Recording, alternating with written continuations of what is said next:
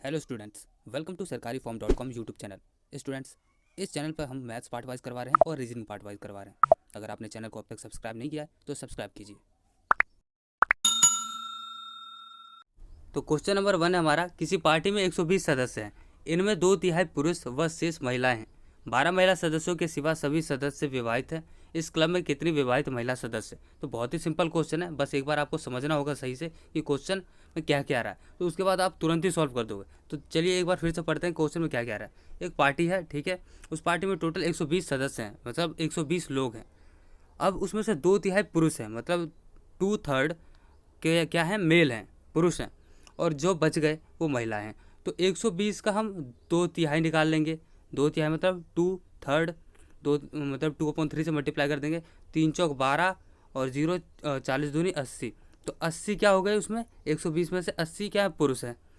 तो महिलाएं कितनी हो गई? अब 120 में से 80 घटा दो, टोटल 120 लोग हैं, उसमें से पुरुष की संख्या निकाल लो, मतलब 80 हटा लो, तो जो बचेगा वो महिलाएं होंगी।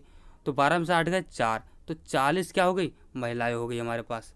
तो 40 महिला हैं और 80 पुरुष हैं, तभी तो टोटल 120 बैठा, 120 सदस्य।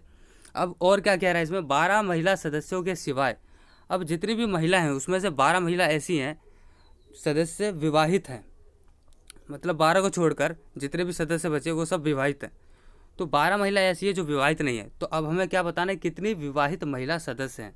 तो इस महिलाओं की संख्या में से हम 12 घटा लेंगे, तो जो आंसर आएगा हमारा वो क्या हो जाएगा, विवाहित महिलाओं की संख्या हो जाएगी। क्योंकि हम पूरी महिलाओं में से अविवाहित हटा लेंगे तो विवाहित महिलाओं की संख्या आएगी।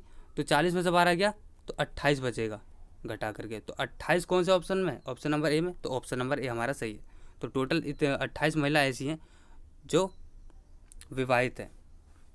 तो अगला क्वेश्चन देखते हैं अब। क्वेश्चन नंबर 2 है, राम अपनी आय का 40% हिस्सा भोजन पर, शेष का 50% हिस्सा यातायात पर, शेष का 20% हिस्सा कपड़े पर खर्च करता है। यदि वह प्रतिमाह 2400 रुपये की बचत करता है तो उसकी मासिक आय बताएं। देखिए, देखने से क्वेश्चन हार्ड लग रहा है लेकिन है बहुत ही सिंपल। इसे आप इस तरह के से सॉल्व करोगे तो बहुत ही जल्दी हो जाएगा क्वेश्चन। तो देखिए, सबसे पहले समझते हैं क्वेश्चन में क्या क्या आ रहा है। देखिए, राम है और वो कमाता है कुछ, तो उसकी कुछ आय होगी। तो राम की जितनी भी आय है उसका 40% हिस्सा वो भोजन पर खर्च कर देता है। तो इस तरह के क्वेश्चन में क्या करना पड़ता है, जो परसेंटेज वाले होते हैं उसमें जब इस टाइप के क्वेश्चन आते हैं, इतना परसेंट इसमें खर्च किया, इतना परसेंट उसमें खर्च किया, इस तरह के जो क्वेश्चन आते हैं उसमें क्या करना पड़ता है कि जो आय वगैरह दी होती है उसको मानना पड़ता है 100%, क्योंकि आय तो उसकी पूरी होगी। तो उसकी राम की आय को मान लेते हैं हम 100%। 100% है उसके पास। अब 100% में से 40% भोजन पर खर्च किया तो कितना बचा, 40 गया तो कितना बचा, 60 बचा, इक्वल टू 60%। 60% बचा, ठीक है, 60% बचा हमारे पास। अब 60% का जो बच गया, शेष का 50% हिस्सा यातायात पर। अब यहाँ पे शेष लिखा है तो मतलब हम बचे हुए कर लेंगे। 60% बचा था हमारा। अब 60% का 50% कितना होगा, तो 50% का मतलब होता है आधा।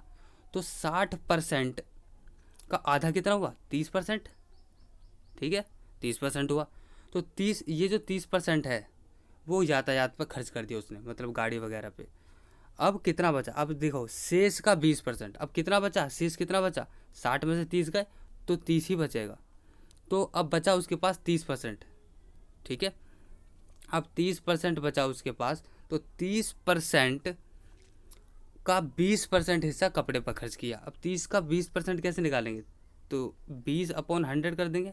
परसेंट का मतलब अपॉन 100 होता है, जीरो जीरो कट गया, ये जीरो से ये जीरो कट गया, तो कितना बचा, 3 दूनी 6, तो 6% आया।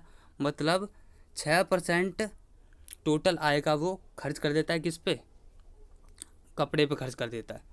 तो बचा कितने पास, 30% था उसके पास, 6% उसने कपड़े पे खर्च कर दिया, तो बचा कितना, अब 24% बचा। 24 तो बचेगा, 30 में से 6 गए तो 24% जो आया वो किसके बराबर है, 24% जो बचा वो 2400 के बराबर है। जो बचता है उसके एंड में 2400, ये 4 है, इसे ढंग से बना देता हूँ, ये 2400 है, 2400 रुपये के बराबर बचा। तो अब हमें कितना निकालना है, 100% निकालना है। उसकी आय उसकी इनकम कितनी थी, आय 100% थी। तो 100% कैसे निकालेंगे, सबसे पहले 1% निकालेंगे। 1% कैसे निकलेगा, ये निकलेगा 2400 अपॉन 24, 24 इसके नीचे आ जाएगा, यहाँ 1 बचेगा। अगर मैं इसे 100 से मल्टीप्लाई कर दूँ दोनों तरफ, यहाँ पे भी और यहाँ पे भी, तो LHS और RHS दोनों बराबर हो जाएंगे, मतलब दक्षिण पक्ष और वाम पक्ष दोनों इक्वल हो जाएंगे। तो यहाँ पे ये क्या बन जाएगा, ये 100 बन जाएगा। इसको मिटा देता हूँ मैं, 100 लिख देता हूँ। यहाँ पे ये 100 हो जाएगा और यहाँ पे मल्टीप्लाई 100 लग जाएगा। अब दोनों तरफ बराबर हो गए। अब हमें 100% निकालना है, तो 100% की वैल्यू जो सॉल्व होकर आएगी वो ये होगी। यहाँ पे देखो 24 से कट जाएगा 10 बार में, 24 से एक बार में कट जाएगा 24, 24 से कम 24 और 2 जीरो बचे तो 2 जीरो लगा दो। अब 100 और 100 की मल्टीप्लाई कर दो, 100 और 100 की मल्टीप्लाई करेंगे तो 10,000 आएगा। तो 10,000 कौन से ऑप्शन में, ऑप्शन नंबर ए में, तो ऑप्शन नंबर ए हमारा सही है, ये हो गया हमारा आंसर। तो अब देखते हैं अगला प्रश्न। क्वेश्चन नंबर 3 हमारा, ए अकेला एक कार्य को 20 दिन में समाप्त कर सकता है, जबकि बी अकेला इसी कार्य को 25 दिन में समाप्त कर सकता है। दोनों मिलकर 5 दिन कार्य करते हैं, फिर बीच में बी छोड़ के चला जाता है। शेष कार्य ए को अकेले करना पड़ता है, तो वो कितने दिन में कर पाएगा। तो देखिए क्वेश्चन समझिए पहले, क्वेश्चन क्या क्या रहा है। इस तरह के जो क्वेश्चन होते हैं वो थोड़े टफ लगते हैं, लेकिन ये बहुत ही सिंपल होते हैं। अगर आप इस तरह से करोगे जिस तरह से मैं करवाने जा रहा हूँ, तो बहुत ही सिंपल तरीके से सॉल्व हो जाएंगे। आपको कोई इसमें कोई दिक्कत नहीं होगी, कोई कन्फ्यूज़न नहीं होगी। तो सबसे पहले क्वेश्चन समझते हैं क्या क्या रहा है। देखिए क्वेश्चन में ये कहा गया है कि ए है, एक व्यक्ति है, मान लीजिए वो अकेला किसी काम को 20 दिन में कर सकता है। मतलब कोई काम है उसे ए अकेला 20 दिन में समाप्त कर सकता है, ख़त्म कर सकता है। और उसी काम को बी 25 दिन में समाप्त कर सकता है, ख़त्म कर सकता है। ठीक है, तो अगर दोनों 5 दिन तक मिलके काम करते हैं, फिर बीच में बी छोड़ के चला जाता है, तो शेष कार्य को ए अकेले कितने दिन में करेगा। तो दोनों मिलके 5 दिन तक वो काम करते हैं उसी काम को, फिर बीच में बी के साथ कुछ होता है या उसके साथ कुछ भी होता है, वो बी छोड़ के चला जाता है उस काम को, फिर उस काम को ए को अकेले करना पड़ता है। तो वो कितने दिन में कर पाएगा शेष कार्य को, मतलब जो बच गया काम उसको शेष कार्य लिखा है यहाँ पे, मतलब जो काम बच गया, जितना उन्होंने काम कर दिया उसको इंक्लूड नहीं करना है, फिर जितना बच गया उसको कितने दिन में कर पाएगा ये कहला। तो अब देखो सॉल्व कैसे करते हैं इसको। इसे सॉल्व करने का बहुत ही सिंपल मेथड है, उसे एलसीएम मेथड कहते हैं, यूनिट मेथड भी कह देते हैं कभी कभी। तो एलसीएम मेथड में क्या करना रहता है, देखिए यहाँ पे ए का 20 दिन है, 20 दिन में कर पाता है ए, और बी कितने दिन में कर पाता है, बी कर पाता है कितने दिन में, 25 दिन में। अब क्या करेंगे हम, 25 और 20 का एलसीएम ले लेंगे। ठीक है, 25 और 20 का एलसीएम आएगा 100। मुझे साफ साफ दिख रहा है एलसीएम, मुझे प्रैक्टिस हो गई है एलसीएम निकालने की, तो मैं देख के निकाल लेता हूँ। अगर आप निकालना चाहते हो तो निकाल के देख सकते हैं कि 100 ही आएगा। तो यहाँ पे 100 आया इन दोनों का एलसीएम। अब जो एलसीएम आता है उसको मान लिया जाता है उतना यूनिट कार्य है। ठीक है, उतना ही यूनिट वर्क है उनके पास करने को, मतलब 100 यूनिट काम उनको करना है। तो 100 यूनिट, अब ये 20 दिन में ख़त्म कर सकता है पूरे 100 यूनिट काम को। तो एक दिन में कितने यूनिट काम करेगा ए, इससे क्या करते हैं 100 से 20, 100 को 20 से डिवाइड करेंगे तो कितना आएगा, 20 पंचे 100, 5। तो ए जो है वो 5 यूनिट काम एक दिन में करता है। इसी तरह से बी कितने यूनिट काम करता है एक दिन में, हम 100 को 25 से भाग देंगे, 25 चौक 100।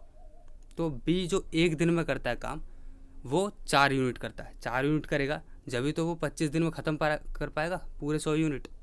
इसी तरह से ए जो है एक दिन में 5 यूनिट करता है, तभी तो वो 100 यूनिट काम 20 दिन में ख़त्म कर पाएगा। तो ए एक दिन में 25 यूनिट काम 5 यूनिट काम करता है, और बी एक दिन में 4 यूनिट काम करता है। तो अब वो 5 दिन तक काम करते हैं। तो दोनों जब मिलकर काम करते हैं ए और बी, तो कितने यूनिट हो गए, 5 + 4, 5 और 4 9, तो 9 यूनिट हो गए। एक दिन का 9 यूनिट हुआ, दोनों अगर एक दिन मिलके काम करते हैं, लेकिन उन्होंने 5 दिन काम किया, तो एक दिन का 9 यूनिट आ रहा है। तो 5 दिन का कितना हो जाएगा, 5 निम 5 को 9 से मल्टीप्लाई कर देंगे 5 दिन का निकालने के लिए, 5 निम 45 यूनिट 5 दिन तक का हो गया। तो हमारे पास टोटल 100 यूनिट काम था, 100 यूनिट काम में से 45 यूनिट काम हो चुका है, 5 दिन तक का काम दोनों ने मिलकर कर दिया है, तो मतलब 45 यूनिट ख़त्म हो चुका है काम। तो 100 में से 45 गए, कितने बचे, 100 में से 45 गए, जल्दी से घटाइए कितने बचे, 5 और 9 में से 4 गया 5, 55 यूनिट बचा काम। ठीक है, साफ साफ दिख रहा है 55 यूनिट बच गया। अब ये जो बचा हुआ काम है वो ए को अकेले करना पड़ेगा क्योंकि बी चला गया है।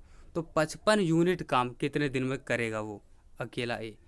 तो ए जो है एक दिन में 5 यूनिट कर पाता है, तो 55 यूनिट करने में कितना समय लगेगा। अब 55 को डिवाइड कर देंगे 5 से, 55 को जब डिवाइड करेंगे 5 से अपॉन 5 करेंगे तो 11 आएगा। तो मतलब 11 दिन लगेंगे उसको काम पूरा करने में, बचे हुए काम को पूरा करने में ए को 11 दिन लगेंगे। तो 11 कौन से ऑप्शन में है, ऑप्शन नंबर बी में। ऑप्शन नंबर बी हमारा सही है, ये है इसका सही आंसर।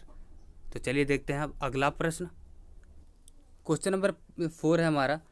अब यहाँ पे 5 विद्यार्थियों के गणित में प्राप्त नंबर का औसत 50 है। बाद में पता चलता है कि विद्यार्थी के 48 नंबर को भूल से 84 पढ़ लिया गया था, सही औसत क्या है। देखिए यहाँ पे ये औसत वाला सवाल है, तो ये बहुत ही सिंपल क्वेश्चन है। सबसे पहले इसे समझते हैं क्या क्या रहा है इसमें। देखिए 5 विद्यार्थी हैं और उनके गणित का टेस्ट हुआ था, उनके कुछ कुछ नंबर आए होंगे पाँचों के कुछ ना कुछ, उन सबका औसत 50 है। सबका औसत निकाल लिया गया, मतलब सबके नंबर जोड़ दिए गए और उसे 5 से डिवाइड कर दिया, तो औसत निकल गया 50 आया आंसर। अब यहाँ पे बाद में पता चला कि एक विद्यार्थी ऐसा है जिसके 48 नंबर आए थे, लेकिन गलती से 84 जोड़ दिया गया औसत निकालने के लिए। मतलब गलती से 84 लिख दिया गया और फिर औसत निकाला गया जब आया 50। मतलब ये औसत गलत है, ये क्योंकि नंबर यहाँ पे हमने गलत पढ़ लिया, 84 पढ़ लिया, यहाँ पे 48 पढ़ना चाहिए था, तो यहाँ पे औसत गलत निकला है। तो सही औसत हमें बताना है क्या होगा। तो देखिए सिंपल सा क्वेश्चन है। सबसे पहले अब देखिए नंबर कम था, हमने ज़्यादा पढ़ लिया है, ठीक है, ज़्यादा पढ़ लिया, इस वजह से औसत थोड़ा ज़्यादा आया होगा। तो हमें औसत को कम करना है। तो कितना ज़्यादा हुआ है, 48 से बढ़कर 84 हुआ है, तो कितना डिफरेंस आया होगा। तो हम 84 में से घटा देंगे 48 को, तो 14 में से 8 गया 6 और 7 में से 4 गया 3, 36। तो मतलब 36 नंबर अंक ज़्यादा हो गया। अब 36 को 5 से डिवाइड कर देंगे, क्योंकि 5 विद्यार्थी थे, 5 से औसत निकलता है, तो 5 से डिवाइड करके औसत निकालता है, तो इस 36 नंबर का औसत निकाल देंगे। तो 5 से डिवाइड करेंगे तो कितना आएगा, 36 दूनी 72, 72 मतलब 7.2 आ गया आंसर, डिवाइड हो गए 5 से, तो 7.2 आया। अब 7.2 औसत जो है वो ज़्यादा आया है, मतलब 50 से हम कम करेंगे 7.2 को, जब जाके हमारा सही औसत निकलेगा। तो हम 50 में से 7.2 घटा देंगे, तो 50 में से 7.2 हटाएंगे तो यहाँ 0.0 लग जाएगा। अभी 10 में से 2 गया 8 और यहाँ पर 9 हो गया, 9 में से 7 गया 2 और ये 4, 42.8। तो 42.8 कौन सा ऑप्शन में, ऑप्शन नंबर सी में, तो ये ऑप्शन हमारा सही है। Hello students, welcome to sarkariform.com YouTube channel. Students, इस चैनल पर हम मैथ्स पार्ट वाइज करवा रहे हैं और रीजनिंग पार्ट वाइज करवा रहे हैं। अगर आपने चैनल को अब तक सब्सक्राइब नहीं किया है तो सब्सक्राइब कीजिए।